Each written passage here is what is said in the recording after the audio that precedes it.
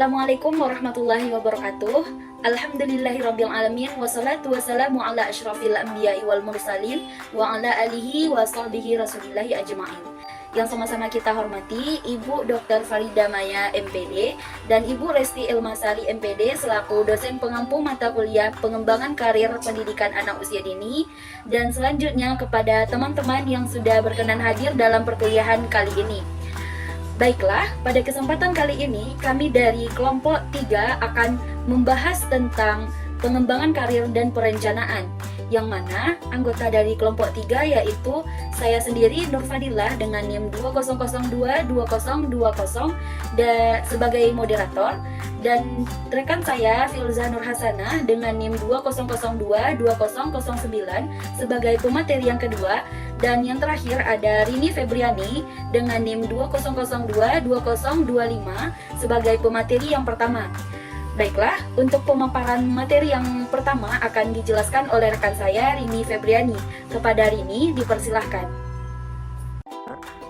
Baiklah, terima kasih kepada moderator yang telah memberikan saya kesempatan untuk menyampaikan materi tentang materi kelompok kami. Baiklah, materi yang pertama yaitu pengertian pengembangan karir.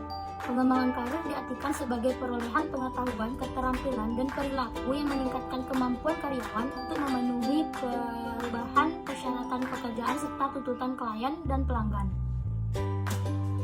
Yang poin selanjutnya itu tahapan pengembangan karir.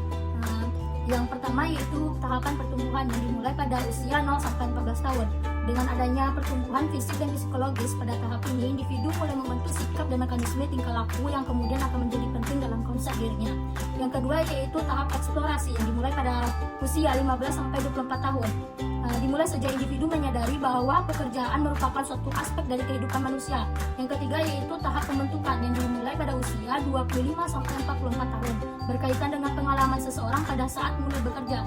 Pada masa ini, individu dengan cara mencoba-coba ingin membuktikan apakah pilihan dan keputusan pekerjaan yang mereka buat pada masa eksplorasi benar atau tidaknya. Yang keempat yaitu tahap pemeliharaan yang berada pada usia 45 sampai 64 tahun. Individu berusaha untuk meneruskan atau memelihara situasi pekerjaan yang dilakukan, dan konsep diri mempunyai hubungan yang sangat erat. Yang kelima yaitu tahap kemunduran yang berada pada usia di atas 65 tahun. Tahap menjelang berhenti bekerja. Pada tahap ini, perhentian individu dipusatkan pada usaha bagaimana hasil karyanya dapat memenuhi persyaratan output atau hasil yang minimal sekalipun. Baiklah, yang selanjutnya yaitu poin C, mendesain program pengembangan karir. Ada 3 fase, yaitu fase yang pertama, fase perencanaan. Fase ini merupakan aktivitas menyelaraskan rancangan pekerjaan dan rancangan organisasi mengenai pengembangan karir di lingkungannya. Yang kedua yaitu fase pengarahan.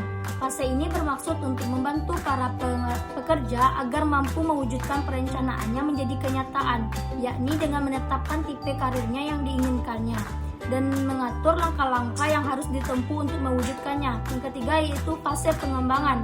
Fase ini adalah tenggang waktu yang diperlukan pekerja untuk memenuhi persyaratan yang memungkinkannya melakukan gerak dari suatu posisi ke posisi lain yang mereka inginkan. Baiklah, itulah materi yang dapat saya sampaikan. Saya kembalikan kepada moderator. Terima kasih kita ucapkan kepada Rini yang sudah memaparkan materi yang pertama. Baiklah, untuk yang selanjutnya akan dijelaskan oleh rekan saya Filza Nur Hasanah. Kepada Filza, dipersilahkan. Baik, terima kasih atas kesempatan yang telah diberikan oleh moderator. Baiklah, saya akan menyampaikan materi selanjutnya yaitu tentang D, model pengembangan karir. Adapun model pengembangan karir ini yaitu terbagi menjadi 3. Yang pertama, model siklus hidup, yaitu pengembangan karir yang sifatnya pasti. Seseorang akan berpindah pekerjaannya melalui perbedaan tahap karir. Yang kedua yaitu model berbasis organisasi, yaitu model pengembangan yang menjelaskan bahwa karir seseorang akan melalui tahap-tahap karir, tetapi di dalam model ini juga dijelaskan bahwa dalam proses pengembangan karir ada proses pembelajaran bagi karyawan untuk memiliki jalur karir yang pasti. Selanjutnya yaitu yang ketiga, model pola terarah. Dalam model ini, karyawan dibimbing atau diarahkan untuk membuat keputusan sendiri mengenai seberapa cepat mereka menginginkan kemajuan dalam karir mereka. Selanjutnya yaitu faktor-faktor yang yang mempengaruhi pengembangan karir. Adapun faktor-faktor yang mempengaruhi pengembangan karir ini yaitu yang pertama, hubungan pegawai dan organisasi. Dalam situasi ideal, pegawai organisasi berada dalam hubungan yang saling menguntungkan. Dalam keadaan ideal ini, baik pegawai maupun organisasi dapat mencapai produktivitas kerja yang tinggi. Yang kedua yaitu personalia pegawai. Kadangkala manajemen karir pegawai terganggu karena adanya pegawai yang mempunyai personalitas yang menyimpang atau terlalu emosional dan lain-lain. Yang ketiga yaitu faktor eksternal. Seorang pegawai yang mempromosikan ke jabatan lebih tinggi, misalnya mungkin akan terpaksa dibatalkan karena ada orang yang di-drop dari luar organisasi. Yang keempat yaitu politik dalam organisasi. Dengan kata lain, bila kadar politik dalam organisasi sudah demikian parah, maka manajemen karir hampir dipastikan akan mati dalam sendirinya. Perencanaan karir akan menjadi sekedar basa-basi. Selanjutnya yang kelima yaitu sistem penghargaan. Organisasi yang tidak mempunyai sistem penghargaan yang jelas akan cenderung memperlakukan pegawai secara subjektif. Yang keenam yaitu jumlah pegawai.